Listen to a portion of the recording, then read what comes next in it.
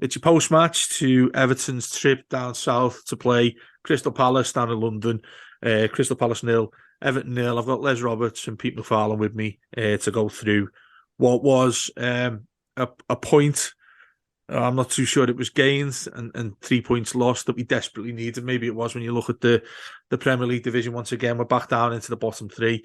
I'm going to start with you first, Pete. We had a brief little chat just before we started recording here about how we thought Everton played. I was slated a little bit because I thought it was actually a little bit better than what we've seen, certainly away from home.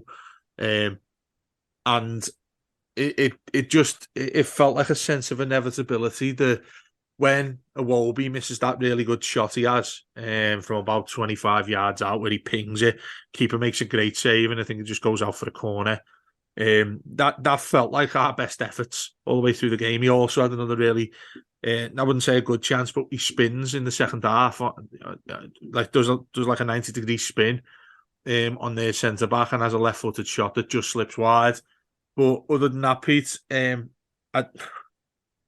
not sure how you feel about this one. It's a decent point against a side that's at 100% winning record under the new manager, and we're the first side to get anything from them.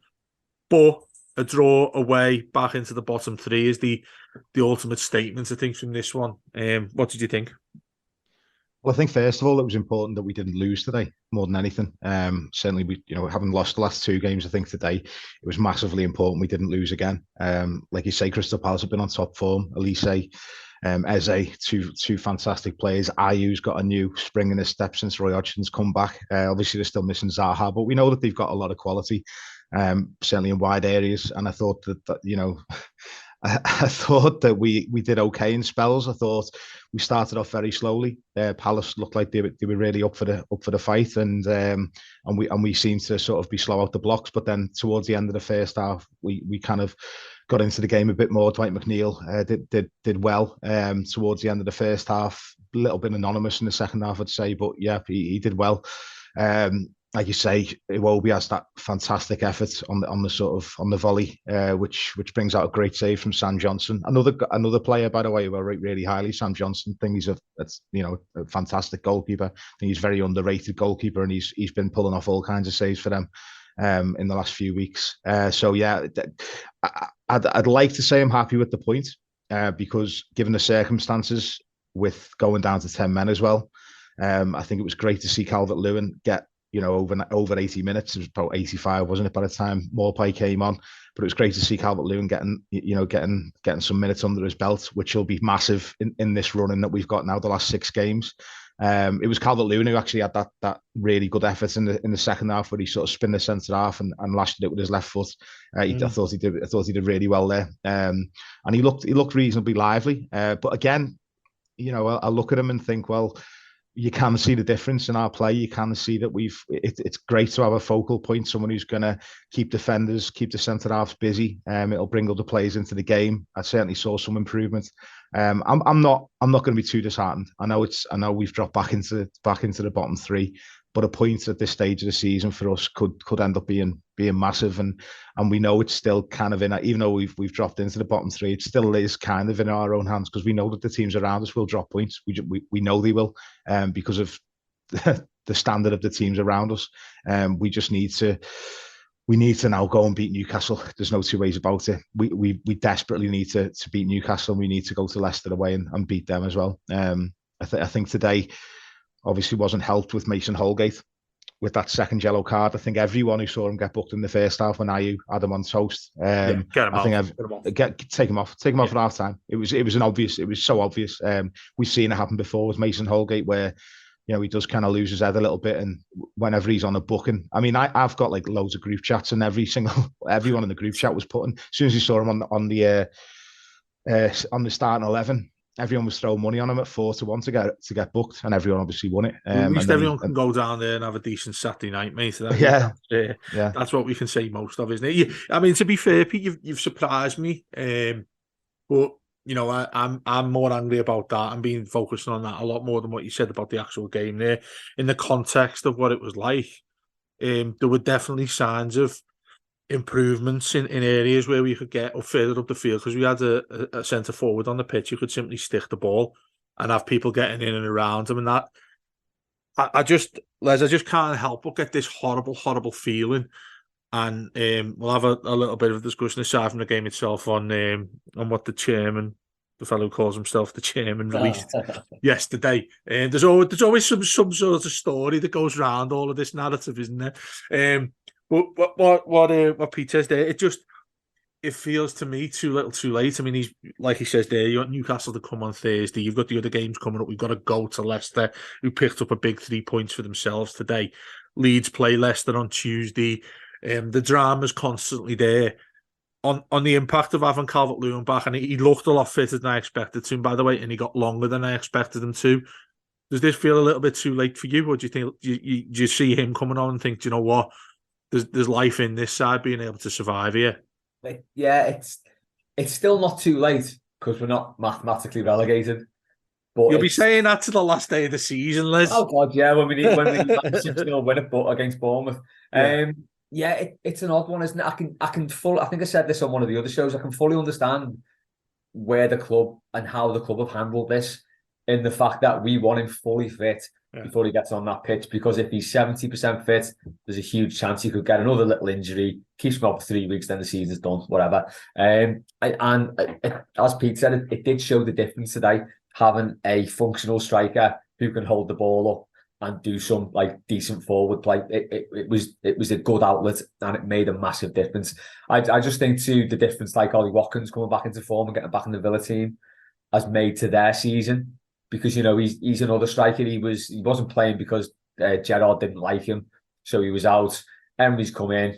He started scoring again, and he's been a massive part of their rise up to the division. And again, we're going, as you said, we're going to go on to Chairman Bill pretty soon, but this all goes back to January and maybe even August, whereby we'd sold Richarlison, who I think the more we see it now and the more we see how Lampard's managerial career is going, it was a lot of that we stayed up last season was on Richarlison. I think we can see that now. And you just kind of think we never replaced him. We banked on Calvert-Lewin, who we knew was injury prone. We never sort of did anything in January to mitigate for that.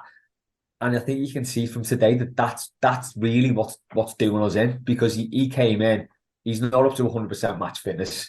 He played okay, he did all right. As Pete said, that one chance he had where he did that Bergkamp turn, that was a lovely bit of play, and it's something we've, none of our strikers are capable of doing that apart from him, and it makes a big difference. And you can see when the team's got that outlet to go for it makes such a difference that it's not going to come straight back on you. But it does maybe feel it's possibly a bit too late. It's a good point, because our away record is pretty dismal. So, Palace 3 wins on the bounce on a really good run.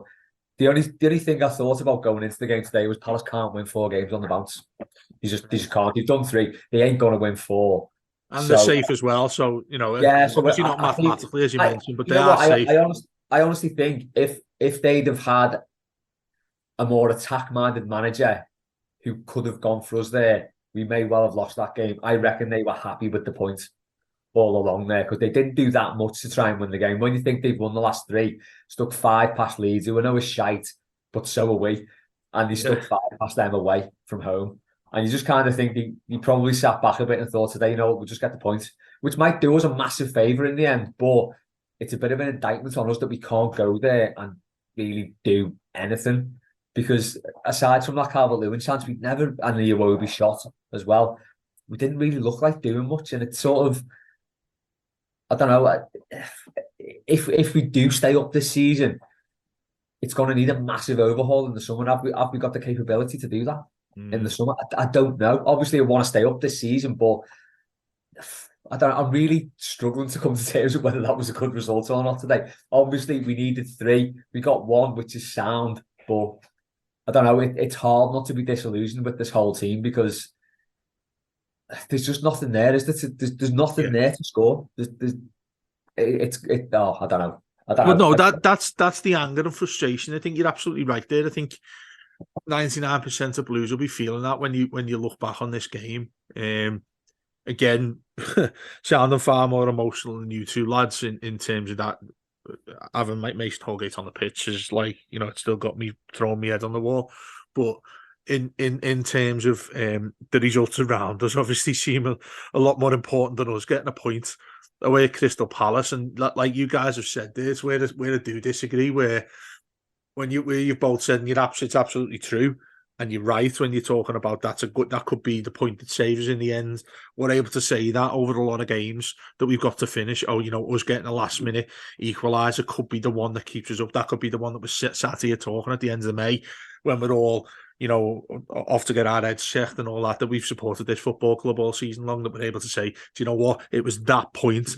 You think back to the years where we've stayed up. It was that incident. It was that incident. Everyone will have their own take on it. Dave, sorry, just on that, I think if we beat Fulham last week, that's a good point today. The fact that we didn't, it feels like we're two behind still. Yeah, and the way we collapsed against Fulham last week, today a point wasn't enough. So although it's a good point because we've not been beaten away, it's not enough. After Fulham last week, it's not enough. And well, that's exactly what I mean by slightly disagreeing with what you have said, because it doesn't become cliche what you said there, Pete. But I'm never going to say I'm annoyed to you, mate, because I love the bones of you. But that annoyed me what you said in regards to how I feel about that. Like, that's the point that could keep us up, because we're not at that stage, are we? Do you know what I mean? Listen, I'll take it out for your tea for the rest of the summer if that's the point that you're able to say to me has kept us up. Absolutely. Oh, but like Les said there, and I thought it was an excellent point, we just don't look like we do anything too serious in the game. Do you know what? If you take out to the context of where we are and the threat we have going down and all that, you look at that game, we've seen that game many, many times in God knows how many years, since the early years of Moyes. We've seen that game where we'll go somewhere, it'll be really, really tight, and there'll be one goal that affects the game. Under Moyes, we get that. We'd take 1-0 somewhere like that and take away 3 points and say, do you know what? That's a bog standard Everton away game. Not too many chances from either side. We've scrapped a goal. Tim Cahill scored in the last minute. All that kind of thing. That game reminded me of that. But when you bring the context back into it, Pete, it's like, well, we've just gone into the bottom three. The results today, and how much did we speak about it the other week, Pete, about that midweek where every result went our way. I think when was it when Leeds played Forest, didn't he? And they drew, and the other results, all of them went our way. And I was thinking, do you know what? I mean, I was looking at that thinking, there you go. There's the chance that we've got to get out of this when you're seeing results go our way. Today's turned the tide for me when you look at Leicester getting that win against Wolves today. The one favour that we got was Fulham winning at home to Leeds, which sort of negates them beating us at Goodison last week. Nonetheless, we've still gone into the bottom three. I'm trying really hard to get away from the narrative that this looks like it's going to go to shit, given what came out with Bill Kenwright and all that stuff. It just adds more and more fuel to the shit show. We'll go back to the game. What did you think of James Garner? I thought he did okay. You know, he had a bit of energy in the midfield. I don't think he's quite up to his standards. I think there's a lot more to come from him. He did a couple of lovely little switch of plays in the first half. There was another one where he got brought down. He did quite well, and he held on to the ball. He won a few decent free kicks. I think again, I don't think we're going to see the best of James Garner this season. Hopefully, we'll start to see the best of him in the Premier League next season, but it might be the Championship. But I think he's. I certainly think that he's shown glimpses of good ability. He seems reasonably calm on the ball. It'd be interesting to see what he's like once Onana and Decore are back in, to see what he does there. Whether he keeps James Garner in there. I think he will go back to the trusted three that he's gone with. But yeah, I mean, going back to the points as well about where we are right now. When I sort of say it's almost like it still is technically in our own hands. I look at the next two fixtures for me. You've got Leicester are playing Leeds on Tuesday. Sorry. Yeah. So Leicester are away at Leeds on Tuesday. So by the end of Tuesday, we'll know what we need to do against Newcastle. But regardless of whatever happens in that game between Leeds and Leicester, if we win against Newcastle, we're out the bottom three again, and then we go to Leicester.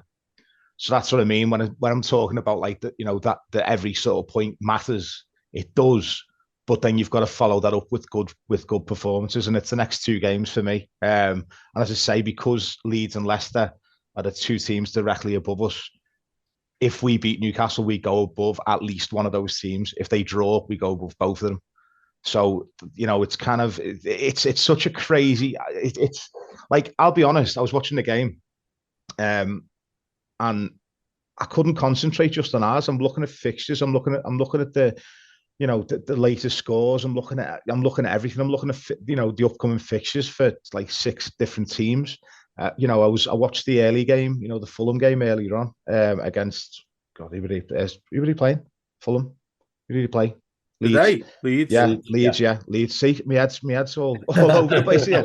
Yeah, they played Leeds, and I was watching that game as well. I'm finding new ways to hate every other side in the Premier League every week, because I'm like, the ones who aren't doing us favours, I'm beginning to hate them. So it's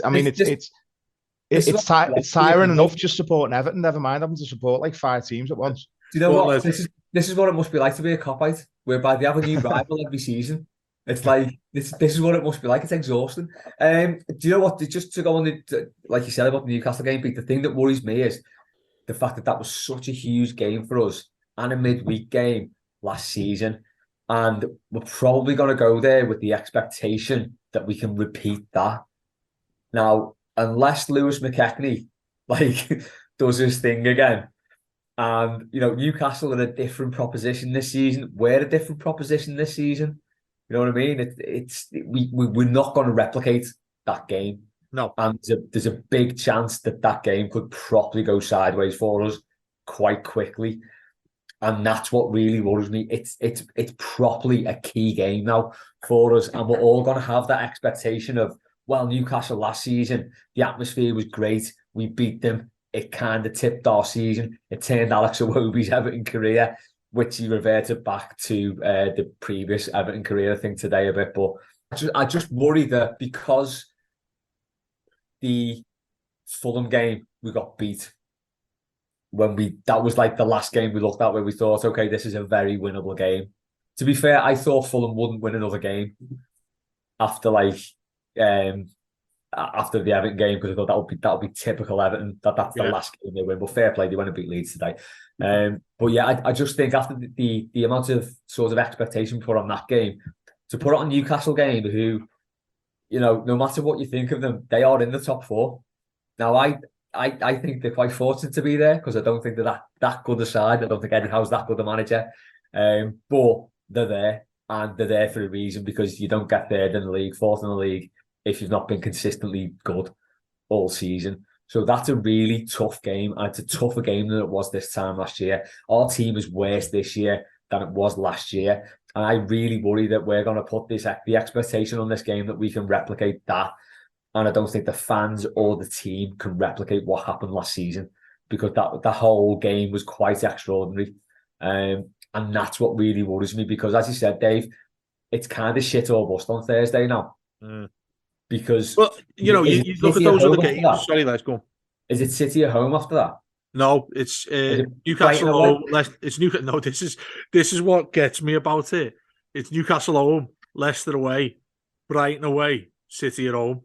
Okay, well, that's a twat of a run, isn't it? Really. Wolves away, penultimate game, and then Bournemouth at home on the last day. Okay, this is the thing, isn't it? Right, Leicester have beat Wolves today, and you look at Southampton and Arsenal last night. Yeah, and I don't think we're capable of doing either. I don't think we can do either. Absolutely. I looked at that game at Arsenal last night, and I know Arsenal is shit in the bed big time at the minute, and they are like fair game. But I think if you put us up against that Arsenal side, who are like sort of really bottling it a bit, they still rip us apart. You put Everton up, we'll give them a 4-0 win, something like that. We've not got the capability to do that, and that's the worrying thing for me. And it's like, I know Palace have been on a 3-game winning streak, and okay, we ended that. But Palace aren't a great side. As I said, in another context, that's a good away point. In the context of where we are, it's not enough. No, it again, going back to what you said about this, Pete. Again, I think we've all said the word a numerous amount of times. Is that weird context with this? Because you look at that, like I said, you look at that performance and take away where we are, then you're happy to skip back up the up to Liverpool, our city. You know, having a few pints and saying that was decent. That lads, that'll do as well when we're trying to battle for, you know, Europa League spot. That's what you think in a normal season. It's that, and I think that's why, like, I'm an emotional person in any walk of life, really. But that's why I'm so emotionally angry at what the likes you see from Mason Holgate. Shouldn't be playing for Everton ever again. Shouldn't have been playing for Everton for many times. Maybe what he did there. I've just had an argument with a fella on Twitter saying, "Oh, that's not second yellow." In what game do you see these days? Even on a Sunday league, if you go down on a player that's running past you with a ball, even if you win the ball but touch the player, that's going to be a yellow card. You are inviting. You're going. It's basically like walking over to the ref and saying, "Listen, mate, can you give me a yellow card for my birthday?" He could go and do that. Doing that sort of thing in a Premier League game, it's just not going to happen. And this fella's going to me, "Oh, look, VAR didn't even look at it. VAR didn't look at it because it was blatantly obvious that it was a red card." Look, I might look like a bit of a twat here saying this, and I'll go and see it on Match of the Day later and say, "There's no way he should have been sent off there." That was a really good challenge that Mason Holgate made, but the first scene I saw of it, I thought it was obvious. But more to the point, why even go and do it? The fella's running into the corner with the ball. It's not like he's going through on goal. It's not like he's going to have a one-on-one with Pickford. The lad's running into the corner, maybe gets a whip across in. That's the worst that's going to happen if you don't go and challenge him. Don't throw yourself onto the floor when you've already had a yellow card early in the game. Yeah. That sort of idiot does my fucking head in at this club, and yet we still see it, given that we need to be fighting for our lives to stay in the fucking league. Can I just give my thing on this? Yeah, go on, come in after this, Pete. I don't know. I think this is a problem with like replacing your manager all the time, so the manager doesn't know the players. Yeah. So as everyone was saying, as you said, Pete, at the start, you got mates putting bets on that Mason Holgate gets a yellow card. So then you think if you get a yellow card early on in the game, there's a very good chance that it will get another yellow card a bit later on in the game. And I don't know. I think from a defender's point of view, I think he makes an all right tackle. I might get shit for this, but I think it's a fair tackle. I think it's the first fine. one. No, the second one. The second one. Have you seen it like a couple of times? Yeah, I saw the second one a couple of times, and I think it's a fair enough tackle. I think you know what, Les? Me and you could sit here and Pete, we could all sit here all night talking about this. But I'm telling you right now, mate, and you're a man of class anyway. But also, you manage a footy team, Sunday league, Saturday league, don't you? Oh, God, yeah. I mean, some of the tackles that go in there. I know that, mate. I know that. And the ref had turned the blind eye because he's probably been given some beak over the last night or something. You're only getting 30 quid a match anyway, the ref, so. But I just... All right, take away from our disagreement. We give away the disagreement that we're having on the actual tackle itself. You take away that. Why is he doing it? Why give him the decision to make? I think my point with this is the fact that once Mason Holgate's on a yellow card early on, we know he's really likely to get another one at some point in the game. The manager necessarily doesn't know that because he doesn't particularly know Mason Holgate. This is the first start he's been given, isn't it? Under Dice. The first start he's had in how long? And it's like, this is the problem you get. This is why when you keep chopping and changing managers, and I'm not for a minute saying it wasn't the right thing to get rid of Lampard. It just employ the right manager in the first place. Now, Dice might turn out to be that, he might not, but he's coming in. He's looked at his right back options. Seamus Coleman isn't there. Ben Godfrey was shit last week. Nathan Patterson wasn't great when he came on last week. So he's given Mason Holgate a go. He doesn't know Mason Holgate as a player. He doesn't know that once he's on a yellow card, he's not got the mental capacity as a player to rein it in and not make that type of challenge. So I'm not saying it's not necessarily on the manager. It's basically all on Bill Kenwright. That's what I'm saying. That's a perfect segue into what we're going to be talking about after this. But Pete, me and him have been at loggerheads there. Get what you said into this now. Go on. Yeah, I just think there's three. Well, there's three or more different components to the second yellow card. The first one is, I've got to start by saying I thought Jordan Pickford was fantastic today, but I think the first mistake is the ball out from Pickford to Mason Holgate. I think that it's a dangerous ball to be playing out across a distance when you've got fast forwards like Palace do, certainly in wide areas. When you've got Ayew breathing down Mason Holgate's neck, I think it's a dangerous ball to be playing. I think he needs to put more distance on it. I don't think he should be going for that ball diagonally across the pitch inside his own half. I think that then is mitigated by the fact that Mason Holgate hesitates. He doesn't go towards the ball. He waits for the ball, which again, another mistake. Ayew obviously gets ahead of him. And then Mason Holgate has a decision to make. Like you say, Ayew's got past him. Does he go in to make the tackle? Does he stay on his feet? I think if he stays on his feet, Ayew's past him. How dangerous that position he was in, we'll never know. But obviously, the breaking at pace. That's a cop out. That is a cop out. I'm not having you saying, look at him. He's looking away from the screen and everything there. You've bottled that, I reckon, mate. No. It's just, I'm trying to talk factually. We don't know. We don't know what could have arisen. Peter's getting into Jeremy Kyle. What I would say is that regardless of whether he wins the ball or not, I think he does win the ball. But what I would say is, one, VAR can't look at it again because it's a yellow card. VAR can't intervene on yellow cards. They can't overrule a referee's decision on a second yellow, only a straight red. But what if comes back down to forget all that, forget even the build up to the foul, to the decision. The decision shouldn't have been there to make in the first place because Mason Holgate should have been taken off at half time. The other thing, Pete, just to interrupt you, the other thing was, why on earth Pickford throwing the ball out to him to put him under that pressure in the first place? Yeah, that's what I mean. That's where it all starts from, and it's a stupid ball out to him in the first place, and especially when you've got someone who's not in their natural position. The difference between playing as a centre half, where you've got collecting the ball as a centre half, you can go one or two directions. When you're playing at right back, you can literally go forward or inside. Do you know what I mean? Your actual angle and the whole body shape and everything in terms of collecting a ball is completely different. As a centre half, you can open your body up and turn with it. If you're on the right hand side, you can't do that. You can't turn to your right hand side when you're literally already on the touchline. I thought it was a stupid ball out to him. Having said that, there are many levels to the mistakes that happened in that whole sequence, but all that is gone out the window if you take Mason Holgate at half time, which you should have done. Yeah, that's the. It's funny. I felt when I was saying that about trying to make a further excuse to emphasise the point I was making about what Pickford did there. You can kick that as far back as you want to. Why did anyone give the ball back to Pickford and not play, a 40-yard ball forward? The Calvert-Lewin could have won in the air and we created a chance.